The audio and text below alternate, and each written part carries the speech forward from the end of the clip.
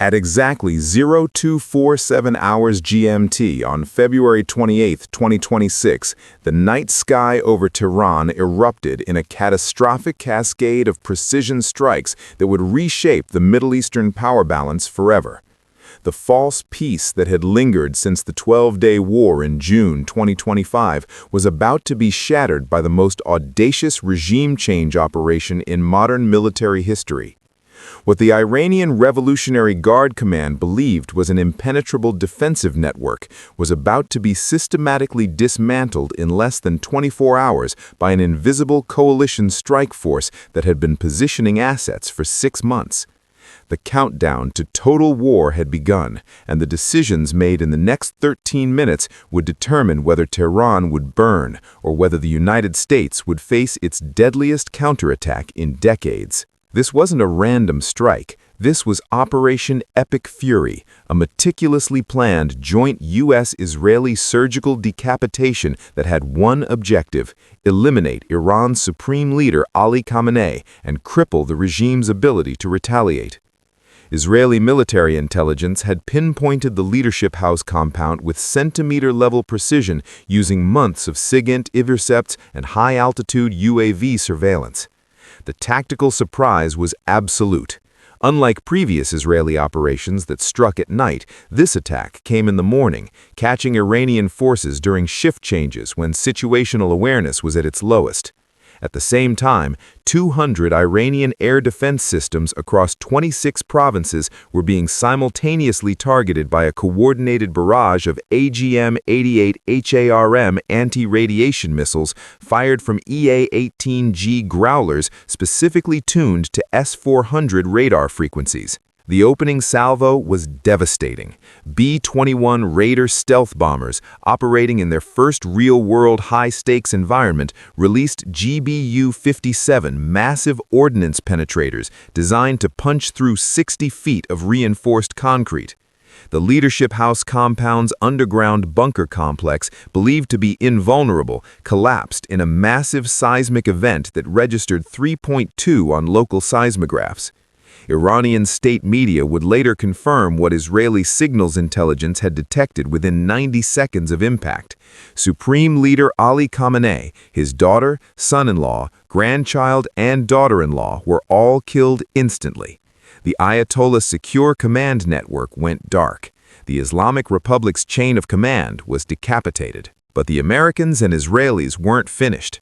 At 0302 hours, as Iranian emergency response teams scrambled toward the Leadership House rubble, the second wave hit. Tomahawk Block 5 cruise missiles with mid-flight retargeting capability began systematically destroying the Supreme National Security Council headquarters, the Expediency Discernment Council building, and what Israeli intelligence designated as the Minzadeh underground nuclear weapons facility. These weren't blind strikes. Each missile carried seekers programmed to differentiate between military infrastructure and civilian buildings through advanced thermal imaging and electromagnetic signature analysis.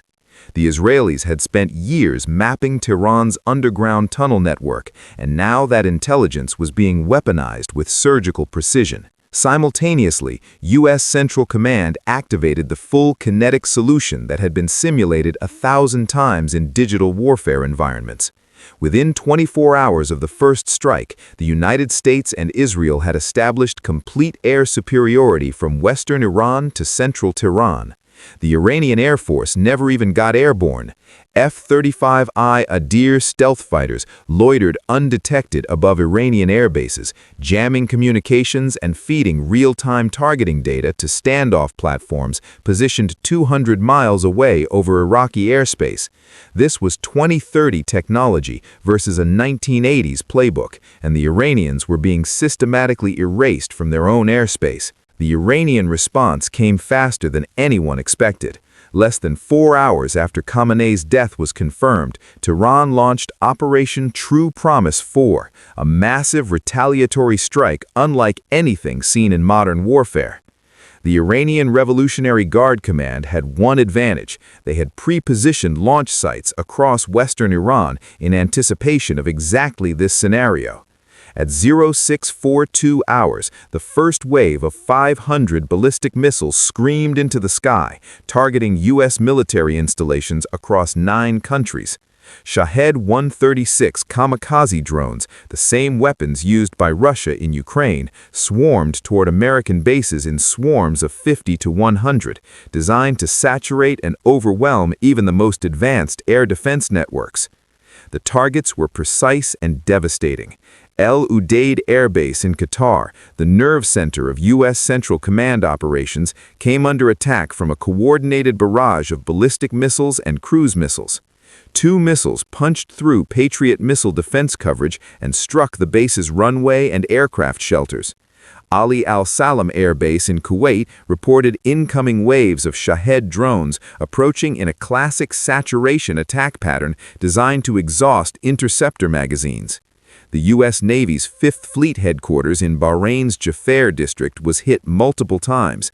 Iranian planners knew this was the command center coordinating the entire American naval response, and they wanted it burning. But Iran wasn't just targeting military installations. In a strategic miscalculation that would prove catastrophic for Tehran's diplomatic position, Iranian missiles began hitting civilian infrastructure across the Persian Gulf.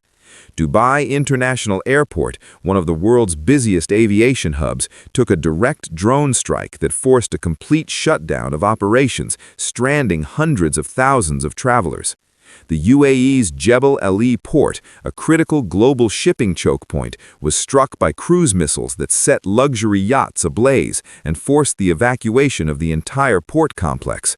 Kuwait International Airport, Manama's Seif Commercial District, Riyadh's diplomatic quarter, all came under fire.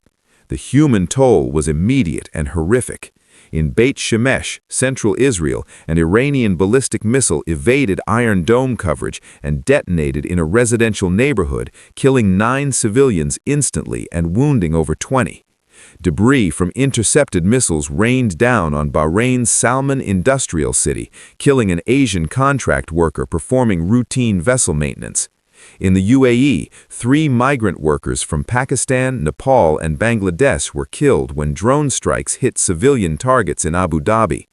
The war was no longer just between militaries, it had become a regional humanitarian catastrophe. And then Iran made its boldest move.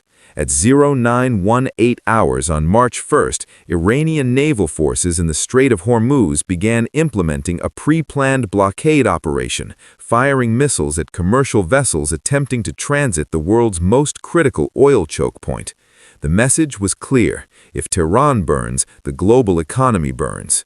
Within hours, crude oil prices spiked toward $120 per barrel as shipping companies rerouted vessels thousands of miles to avoid both the Strait of Hormuz and the Red Sea, where Houthi forces were threatening similar attacks. The economic weapon had been deployed. The American response was overwhelming and merciless. US Navy destroyers positioned in the Gulf of Oman engaged Iranian warships with SM-6 missiles and naval gunfire, sinking or severely damaging 17 vessels in less than 72 hours. The Iranian Navy's surface fleet, once a credible deterrent force, was reduced to burning hulks scattered across the Gulf. American submarines, including the Virginia-class USS Vermont, hunted Iranian Kilo-class submarines with relentless precision, using active sonar pings to flush them from concealment and force them to the surface. The undersea domain belonged entirely to the United States. On March 3rd, the conflict entered its most dangerous phase. U.S. and Israeli strikes targeted what intelligence officials described as Iran's last resort nuclear card, the underground enrichment facilities near Natanz and Fordo.